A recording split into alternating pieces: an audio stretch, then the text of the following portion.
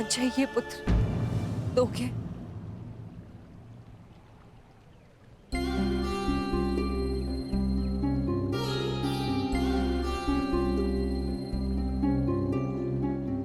सुना है, प्रातःकाल सूर्य को अर्घ देते समय यदि तुमसे कोई कुछ भी मांगे तो तुम कभी मना नहीं करते, उसकी इच्छा पूरी करते हो। इसलिए मैं भी कुछ मांगने तुम्हारे समक्ष आई हूं कि इस दुर्भाग्यशाली माता को क्षमादान दे पाओगे पुत्र?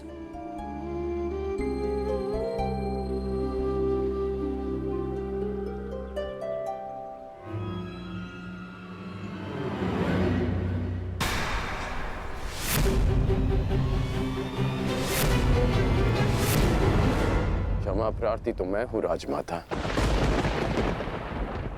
राजमाता ऐसा मत कहो पुत्र।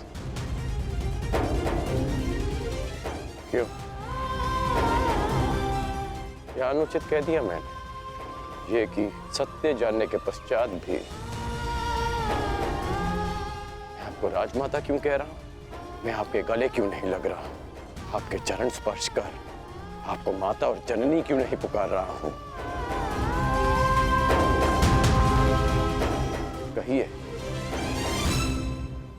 क्या अनुचित कर रहा हूं मैं राजमाता? मैं आपको माता कहकर इसलिए नहीं पुकार रहा क्योंकि यह आपका कर्म फल है।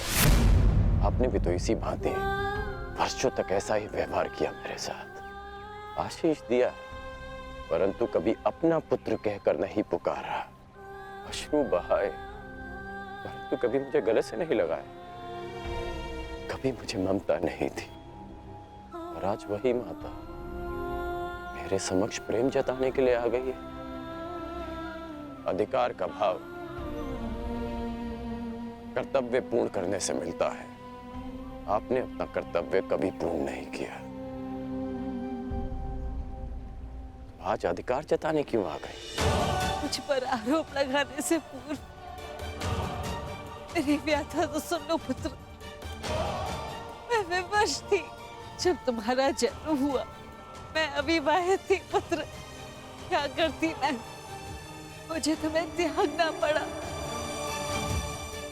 विश्वास मानो पुत्र,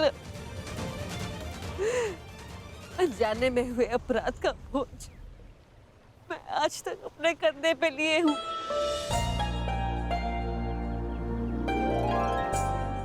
आपने अपनी व्यथा तो कह दी, परंतु मेरा क्या दोष था?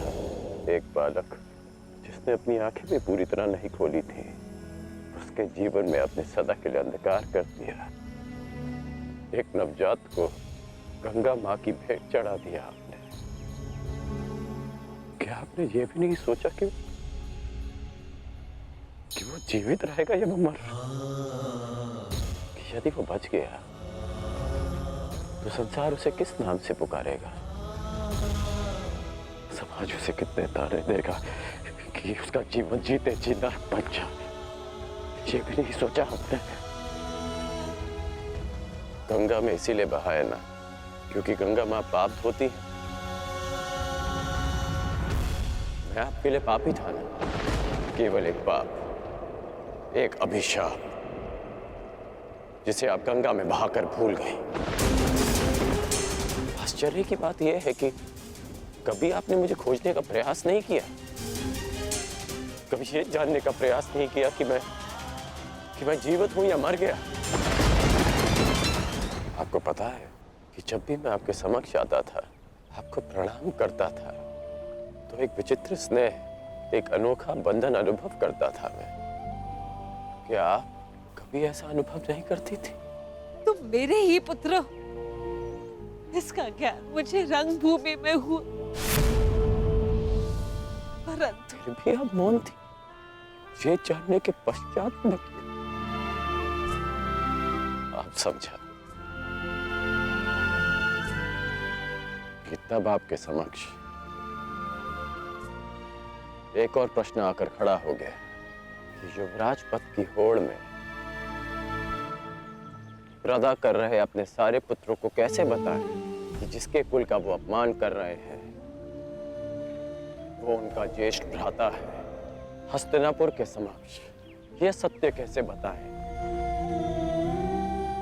कि मैं आपकी प्रथम संतान हूं? बोलिए राजमाता, ये आज अचानक क्या हो गया? ऐसा मत कहो पुत्र। मैं नहीं चाहती कि मेरे पुत्र एक दूसरे का रक्त बहे। मुझसे सहन नहीं होता पुत्र, मुझसे सहन नहीं होता। समझ गया कि आप यहाँ मेरे लिए नहीं अर्जुन के लिए आई, कि आप मुझसे क्षमादान मांगने नहीं अर्जुन का जीवन दान मांगने आई। कि आप मुझसे क्षमादान मांगने नहीं अर्जुन का जीवन दान मांगने आई। आप यहाँ इसलिए आई कि मैं अर्जुन का वध ना करूं। ऐसा मत कहो पुत्र। मैं नहीं चाहती कि मेरा कोई भी पुत्र एक दूसरे का वध करे। ठीक है, समस्त हस्तिनापुर के समक्ष ये स्वीकार कर सकती हैं कि मैं आपका ज्येष्ठ पुत्र हूं?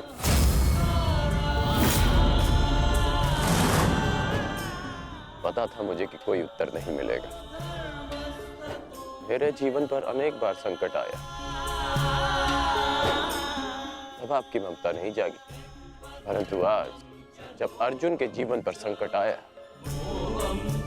तब आप अपनी लज्जा, अपना सम्मान सब भूलकर मेरे पास आ गए।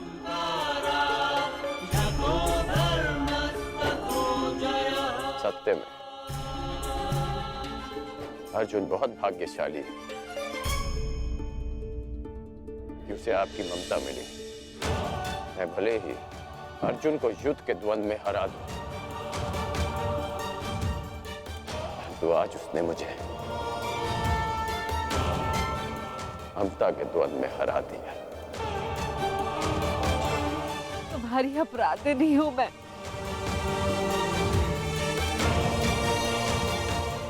इस अपराध बोध को और मत बढ़ाओ। इस युद्ध में भाग मत लो पुत्र। अपने अनुजों से युद्ध मत लड़ो पुत्र।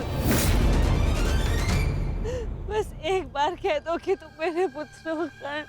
हाँ, मैं आपका पुत्र हूं।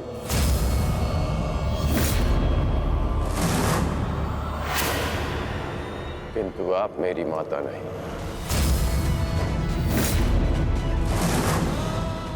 सदा स्मरण रखिएगा राजमाता कि इस सूत पुत्र की माता का नाम राधा है। मैंने अवश्य कौंतेय बनकर जन्म लिया, परंतु संसार मुझे सदा राधे कर्ण के नाम से जानेगा। मैं सूर्य पुत्र कर्ण हूं, किंतु मेरे पिता का नाम अधिरथ है। मुझे स्वयं को सूर्य पुत्र के स्थान पर सूत पुत्र कहने में अधिक गर्व अनुभव होगा। आप माता हैं अर्जुन की, सभी पांडवों की, क्योंकि आपने उन्हें पाला पोसा बड़ा किया, प्रेम दिया। और आश्चर्य की बात तो यह है कि आप आज भी उन्हीं की माता बनकर इस सूत पुत्र राधे कर्ण के पास आई हैं, ये आश्वासन पाने